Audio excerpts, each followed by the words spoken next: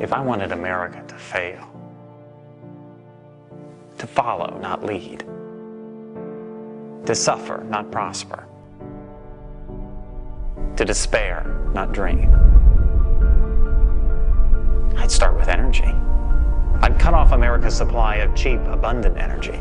I couldn't take it by force, so I'd make Americans feel guilty about using the energy that heats their homes, fuels their cars, runs their businesses, and powers their economy. I'd make cheap energy expensive, so that expensive energy would seem cheap. I would empower unelected bureaucrats to all but outlaw America's most abundant sources of energy. After banning its use in America, I'd make it illegal for American companies to ship it overseas. If I wanted America to fail, I'd use their schools to teach one generation of Americans that their factories and their cars will cause a new ice age, and I'd muster a straight face so I could teach the next generation that they're causing global warming. When it's cold out, I'd call it climate change instead.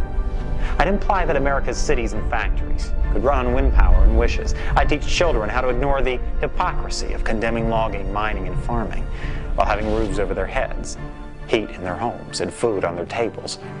I would never teach children that the free market is the only force in human history to uplift the poor, establish the middle class, and create lasting prosperity. Instead, I demonize prosperity itself so that they will not miss what they will never have.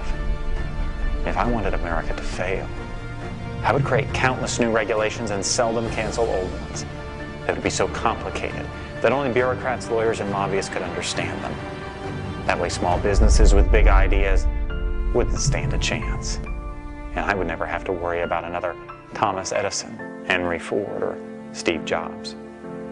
I would ridicule as flat earthers those who urge them to lower energy costs by increasing supply. And when the evangelists of common sense try to remind people about the laws of supply and demand, I'd enlist the sympathetic media to drown them out. If I wanted America to fail, I would empower unaccountable bureaucracy seated in a distant capital to bully Americans out of their dreams and their property rights. I'd send federal agents to raid guitar factories for using the wrong kind of wood. I'd force homeowners to tear down their own homes built on their own land. I'd make it almost impossible for farmers to farm, miners to mine, loggers to log, and builders to build. Because I don't believe in free markets, I'd invent false ones. I'd devise fictitious products like carbon credits and trade them in imaginary markets. I'd convince people that this would create jobs and be good for the economy. If I wanted America to fail, for every concern I'd invent a crisis, and for every crisis I'd invent the cause, like shutting down entire industries and killing tens of thousands of jobs in the name of saving spotted owls. And when everyone learned the stunning irony that the owls were victims of their larger cousins and not people, it would already be decades too late. If I wanted America to fail, I'd make it easier to stop commerce than to start it, easier to kill jobs than create them, more fashionable to resent success than to seek it. When industries seek to create jobs, I'd file lawsuits to stop them, and then I'd make taxpayers pay for my lawyers. If I wanted America to fail, I would transform the environmental agenda from a document of conservation to an economic suicide pact. I would concede entire industries to our economic rivals by imposing regulations that cost trillions. I would celebrate those who preach environmental austerity in public while indulging a lavish lifestyle in private. I convince Americans that Europe has it right and that America has it wrong.